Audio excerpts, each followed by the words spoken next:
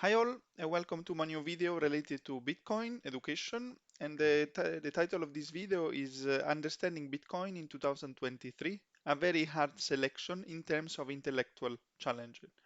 In particular, firstly, I will discuss about the value proposition of Bitcoin, and then I will list all the topics why that makes the topic understanding Bitcoin so hard to understand. As always, first let's start with a disclaimer. This presentation is for educational purpose only, is not a financial advice. And now let's start with Bitcoin value proposition.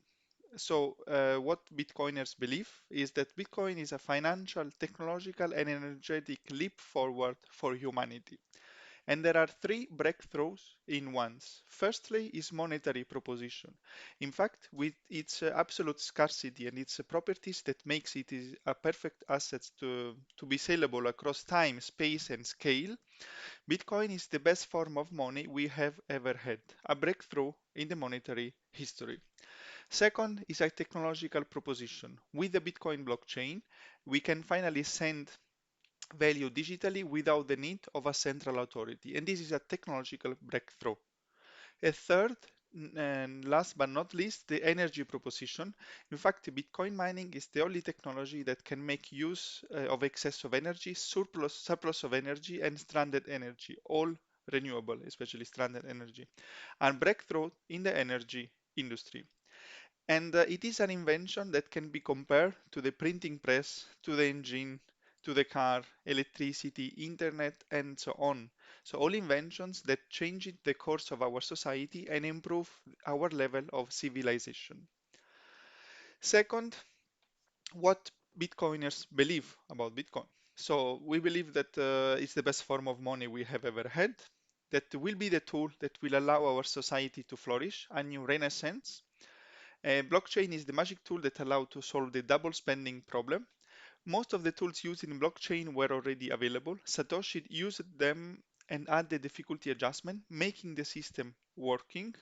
And Bitcoin mining will add energy to the total energy produced, enabling a further development to our society. And Bitcoin mining will even help to fight the climate change. As I said, is a financial, technological, energetic leap forward for humanity. And Bitcoiners are patiently waiting the rest of the world to understand Bitcoin. And where is Bitcoin at this stage? One reason why it's not easy to understand is because it's very early on the stage to become money. In fact, at this stage, Bitcoin became already a digital collectible, and it is not on its way to become store of value. Once it reaches this, then it will have the chance to become first medium of exchange, and secondly unit of account, and then to become money. Also, a personal opinion is Bitcoin becoming store of value and the world reserve currency for me just a matter of when, not on if. It will become a medium of exchange in the countries with high inflation and in countries with high remittance. Becoming medium of exchange in the Western world is an open question. It has all the potential to become it, but it depends from many factors. We will be able to judge better when it becomes a store of value. If it reaches the level of medium exchange worldwide, then it will become also unit of account, and everyone in the world will not think anymore in euros, dollars, yuan, but all in satoshis. And if it happens, for our society, it will be a second renaissance. And this is what many Bitcoiners believe. But to understand this, it is a long journey, and I will explain why it is so hard as intellectual challenge. But I'm listing here that saying understanding Bitcoin is an intellectual challenge and very hard selection due to the following points, and I individuated eight. First, the price crashed from 69K in November 2021 to 16.5K at the end of 2022. Then it's a completely new technology. Third, a very complex and multidisciplinary topic. Fourth, very poor education on, there is general very poor education on economics and money. Sixth, new money, people think that new money should come from the economical world. Seven, the common narrative is full of misconceptions. Eight, barely no one wants to do the work. Let's start with the price decline. So most of the current Bitcoiners, at least many, they joined in or in 2023 or in 2017 because at that time there was a bull run and many joined it for speculative reason. I was one of them. I was interested in Bitcoin because the price was going up. Then I remained to understand the economy, technology, but generally the people are attracted during the time of the bull run for speculative reason. Therefore, now with the price, it was 69K in November 2021, and it reached 16.5K end of 2022. So a big crash. Many they dismiss Bitcoin. They are not interesting anymore. I'm not having any more requests of people. What do you think about Bitcoin? Because the price went down. So therefore, most of the people are not interested at this time. But I foresee already that when there will be the new bull run, and for me it's just a matter of time, then there will be many more people interested for speculative reason. And one of the goals of Bitcoiners is try to educate those who don't want only to be in for the speculative reason, but are also interested in understanding Bitcoin. So that's the first reason why not many people at the moment are interested. Second is a new technology. The human brain has always found difficulty to understand new technology. And this is also from last century, from the century before. We are really good to, once we are an expert, to make improvement, but not as much to understand a completely new technology. One example, clear example, was the car. What the media said about the early automobile, they ridiculed cars, they mocked cars, and because cars at the beginning were slower than horses, broke down all the time, need more expensive gasoline. So the media focused on the part of the story that sold the most papers: car accidents, pedestrians, mangled by cars. And the mainstream reaction was mostly saying those noisy, disgusting machines that are probably going to kill us all, they will never work. Why would anyone other than stupid rich people playing with these crazy noisy toys want to use one of these horrible machines when we have perfectly horses? In fact, for more than decades from the first car, the media had very negative opinion about cars. Even in UK, where the car was invented, there was the UK Red Flag Act. It required that any operator of a vehicle has three crew members on the staff: a driver, an engineer, and a flagman. So UK was the country where the first car was produced, but he lost automobile industry race by creating an environment where car could not do things that car can do, like making the car going slow as a pedestrian who is running ahead with a red flag. And following, so at the beginning also, in fact, disruptive technology, as was the automobile, has to live in a world created for a current technology. Therefore, the first people who owned the car had to ride in roads built for horses, not light signals, no road rules, no paved roads. So it was quite hard. In fact, first cars were forward-wheel drive, so while an horse was more flexible, the road was not paved and full of horse poo. Therefore, road becoming full of mud after rain. Therefore, the first cars got stuck because they didn't have enough balance and for feet. Critics were highlighting the weakness of driving a car, including that there was only one gasoline station around. But eventually, we started paving roads, making them suitable for vehicles.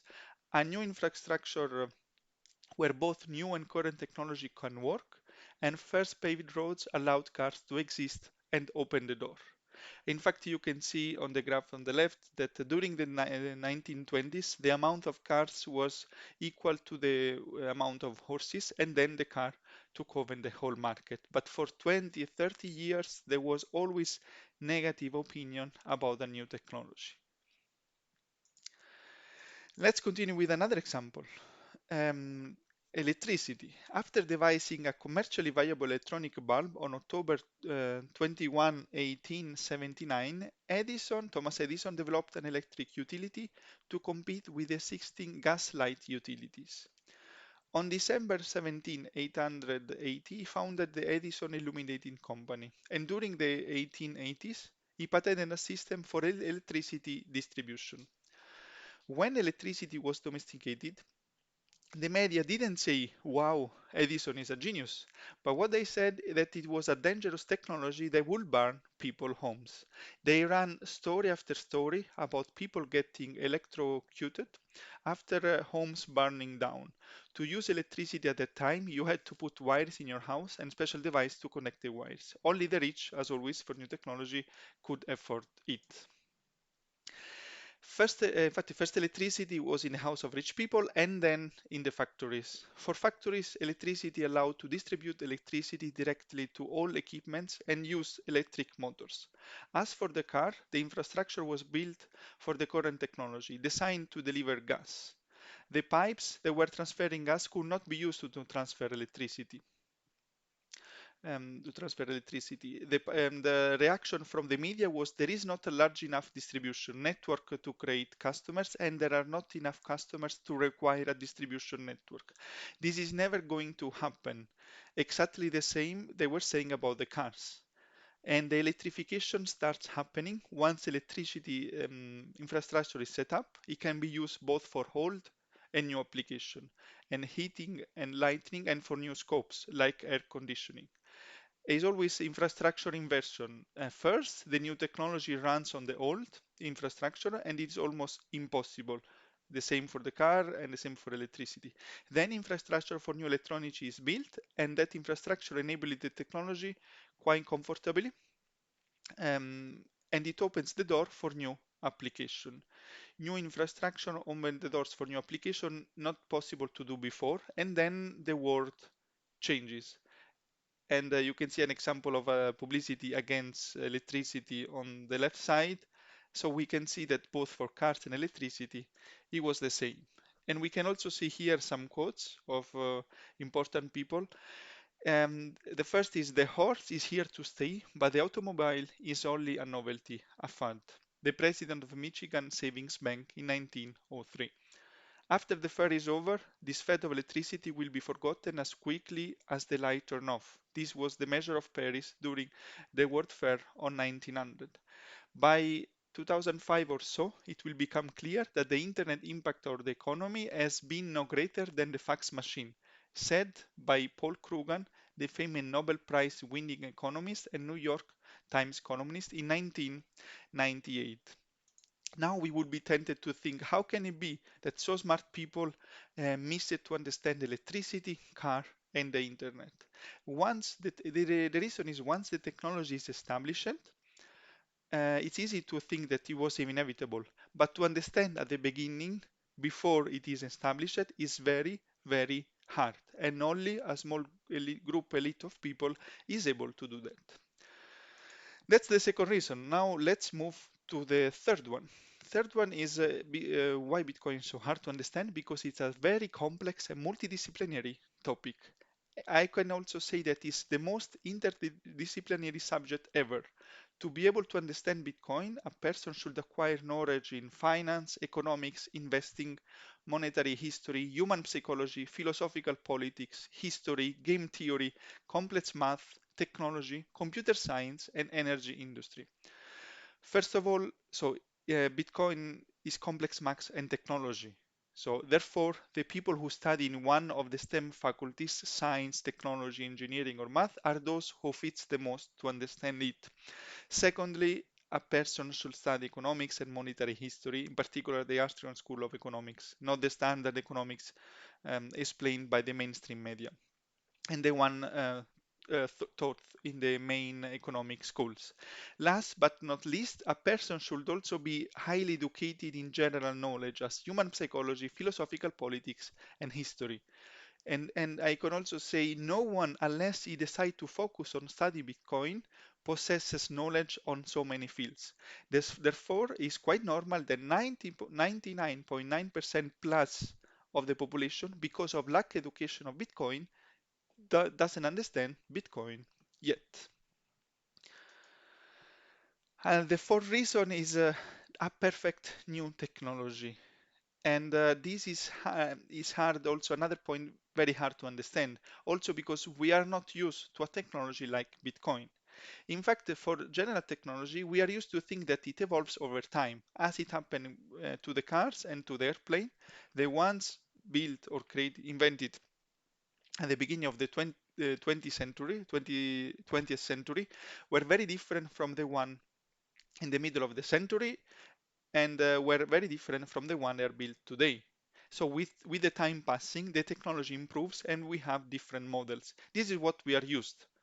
But Bitcoin is completely different because it's very different comparing to any new technology that has been invented. In fact, Satoshi Nakamoto, in one of his most famous quotes, said that the nature of Bitcoin is such that once version 0.1 was released, the core design was set in stone for the rest of its lifetime. There have been some updates like Taproot, but the core design has been untouched. There will always be maximum 21 million Bitcoin. The blocks will be mined in average every 10 minutes. Every circa 4 years, the amount of Bitcoin released as a reward to validate the transaction will be cut in half, and the maximum space for each block will be always be 1 megabit. This is very hard to understand because we are not used that we have Bitcoin, and Bitcoin will, the technology was the best technology we could have, and it will remain. And this is why as well most of the people think that another coin in the future can replace Bitcoin. There is simply no chance, but for any other coin to replace Bitcoin, but only those people who understood Bitcoin are convinced by that. The average person who didn't understand Bitcoin, for him, is very hard to understand. And on this, let's read the words of Adam Beck on Bitcoin. Adam Beck was the inventor of proof of work, the system used by Bitcoin mining to validate the transaction. His document related to proof of work was one of the 8 documents quoted by Satoshi Nakamoto in his Bitcoin white paper. He's saying there is something unusual about Bitcoin. So in 2023-13, I spent about 4 months of my spare time trying to find out any way to appreciably improve Bitcoin, across scalability, decentralization, privacy, fungibility, making it easier for people to mine on small devices, a bunch of metrics that I considered to be metrics of improvement. And so I looked at lots of different changing parameters, changing design, changing network, changing cryptography, and I came up with lots of different ideas, some of which have been proposed by other people since. But basically, to my surprise, it seemed that almost anything you did you did that arguably improved it in one way, made it worse in multiple other ways. It made it more complicated, used more bandwidth, made some other aspect of the system objectively worse. And so I came to think about it, that Bitcoin kind of exists in a narrow pocket of design space.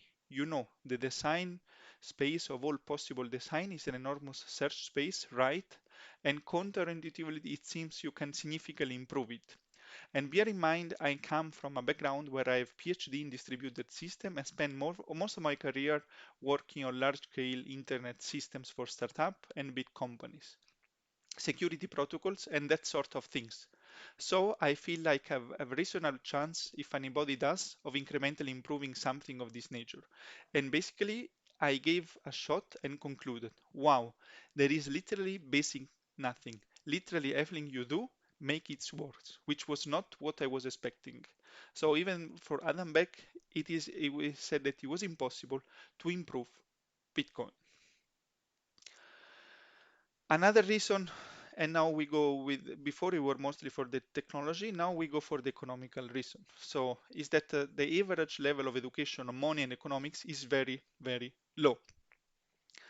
The average person, even considering only those with a degree and a qualified job, is not able to give comprehensive answers to the following questions. So what is money? What makes a good commodity to become money? What makes money to be good money? Is our current monetary system a good form of money? When the government prints new money, where are this money coming from? It is fascinating that the super qualified people with very high position are not able to answer basic and simple questions about economics. The problem is that we have never taught at school about money, and we have never asked ourselves this question because we have always given the actual system for granted and as the only one possible. And in parallel to money, there is also the mainstream narrative about economics is totally false. In fact, it is represented by Keynes economic. And in 1930s, 40s, this economics won over the Austrian School of Economics only because it was giving power to the state, the power to print money and decide interest rate. In fact, we can see here some common statements totally false. For example, the general average person thinks that 2% inflation is good for the economy. Too much inflation is bad, but 2% is good for the economy. While in reality, in long term, lead to a catastrophe.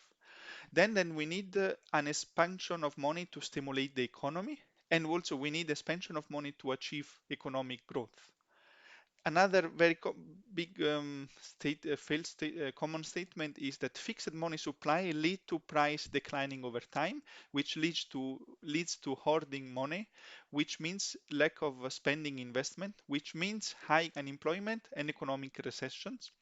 And then we need an expansion of money and circulation of credit to distribute resources within society from those who have to those who have not. And these are all statements that common narrative true things that are true, but in reality are false. And to understand the Austrian that they are false, people should study the Austrian School of Economics that explain how economy works in reality. And in order to study it, a person should be very curious and doubtful. It should have a curious and doubtful mind. So this is so the average level of education on money and economics is one of the reasons why it is so hard to understand Bitcoin. Another is that people think new money should come from the economical world, as it happens in the past 400 years.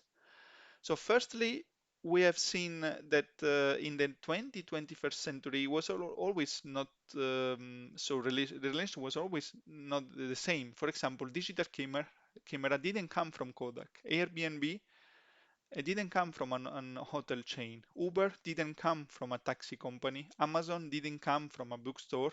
And Lieferando Volt didn't come from a chain or restaurant. So there should be no reason why new money should come only from the economic world. This is the first reason. Generally, new disruptive technology are coming from somewhere else. And secondly, Bitcoin is so multidisciplinary, as I said before, at least 12 different subjects, that there was no chance that it would have come from economic world or from the academia.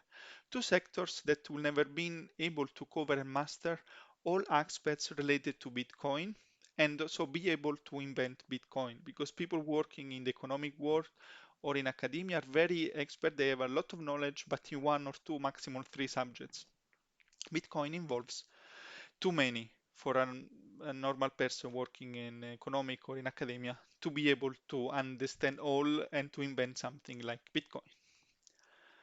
So now we go through the conclusion, the last two reasons, and they are also very important reasons why it's so hard to understand Bitcoin.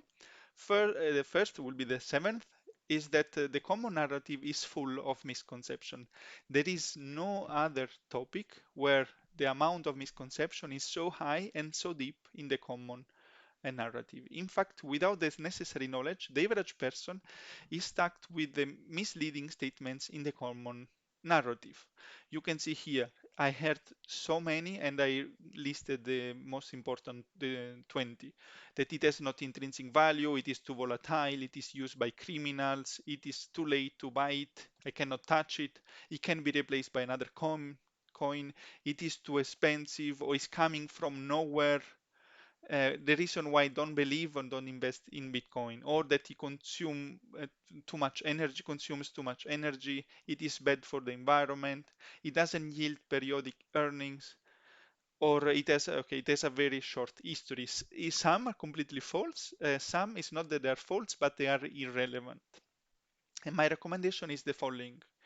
While you watch a video, you read an article, you hear a person talking about Bitcoin, if one or more of these misconceptions are considered as a statement and a statement against the Bitcoin value proposition, stop to watch the video, stop to read that article, stop to listen to that person, because the person who is proposing this has a big lack of education on Bitcoin, and his opinion is an uneducated opinion, therefore it should not count. Let's go to the last reason that is also connected to the first 7 reasons. The one of the biggest reasons that prevent people to understand Bitcoin is that barely no one want to do the work. In fact, everyone is interested in knowing when to buy, when to sell, but not in trying to understand Bitcoin. And the biggest mistake people are doing regarding Bitcoin, and this I'm saying to everyone, is to have an opinion on Bitcoin before having understood it. And to stand a chance to understand Bitcoin, you need to spend at least 250 hours. At least. It could be also 300, 400, 500, 800, but at least it should be 250 hours. Without such an intensive work, you are not giving your brain a chance to understand Bitcoin. The deep study should involve Bitcoin and Bitcoin only. So no blockchain in general, no other blockchain, no crypto, no other uses cases of blockchain, no good project. People say these are good projects, no NFT, no Web3, no metaverse, but purely and only Bitcoin. I also made a video on 100 hours material to appreciate Bitcoin. I did videos I did last year. And my recommendation as well is, if you hear someone talking about Bitcoin, ask him if he spent at least 250 hours on studying Bitcoin. If the answer is no, better you don't take into account his opinion, because he has a lack of education on Bitcoin, and as said earlier, his opinion should be categorized as an uneducated opinion. For the reason I just explained, very few people in the world have already understood Bitcoin for that reason. And also comparing to the working life, understanding Bitcoin with it as intellectual challenge versus the working life, regardless of which is the degree or title of a person, which job he has, which responsibility he has and he will have in the future, how high he is or he will be in the hierarchy of the company, the intellectual challenge of any of these is not even comparable with the one of understanding Bitcoin at this point of time, because understanding Bitcoin is much, much harder. And back to the hard selection, in case it is not clear to you that you need to stop listening to people spreading misconception, and you should not have an opinion on Bitcoin before you spend 250 hours at least on studying, unfortunately for you, you didn't pass the hard selection to understand Bitcoin. That's the hard reality. I add here important links. We are approaching the end of the video. Last year, I uploaded 74 videos in total, circa 17 hours of material already available in my YouTube channel, Bitcoin Education. And I will also write the link for the PDF Bitcoin Education by Alessandro Ottaviani with all relevant links, all video, and also the recommended learning path. There is also the list of video which to see first in order to have a better understanding. And now I'm approaching to the last slide. As I said earlier, understanding Bitcoin is a long journey. I hope this video inspired you or contributed to make it clear that understanding Bitcoin is hard, but also is a long, fascinating journey. Satoshi Nakamoto, in another of his famous quotes, wrote that writing a description of Bitcoin for general audience is bloody hard, because there is nothing related to relate to it. The same can apply to understand Bitcoin. It can be described as bloody hard. And if you are starting or continue the learning path, that's great for you and welcome on board. And with that, I say thank you for watching this video, and finishing with one of the best quotes on Bitcoin: fix the money, fix the world. Bye bye.